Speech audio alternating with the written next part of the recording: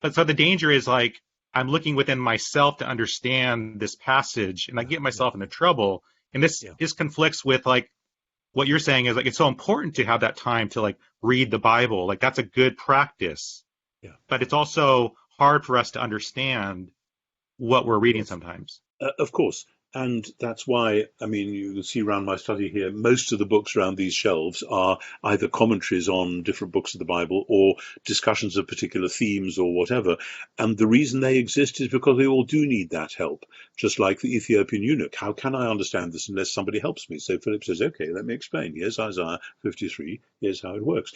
Um, and my experience has been throughout my life, and I was very fortunate to be trained as an ancient historian as my first discipline before I got into theology.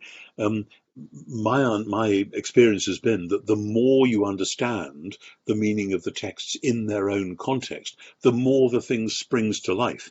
And you'll have noticed in this book the temple theme, the theme of what the temple means. That was quite new to me about 30 years ago. I remember it. Oh my goodness, the temple is where God comes to live.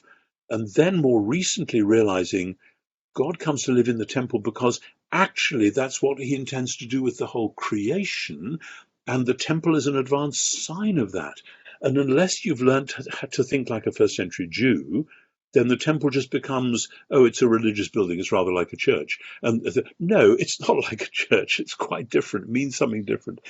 And so, uh, and there's right down to individual sayings where somebody will dig up a papyrus in the sands of Egypt, which shows that a particular word was used in a particular way. Oh my goodness, that's what Paul meant in Romans 10, or that's what John's gospel such and such means. And so it's a delight that the historical study of the words and the settings and the context constantly challenges us to go deeper. And that's why commentaries really, really matter to help one another. And they come in all shapes and sorts and sizes. I'm writing a big learned one on a book at the moment, but I've written, as you probably know, lots of popular ones. And that's you need to do within the church as a whole, we need to do both. Hey, thank you so much for checking out this video clip from the Dogado podcast. To get more videos like this, simply subscribe here on YouTube. You can also download the full episode of each show on iTunes, Spotify, Google Play, or your favorite podcast player. Take care.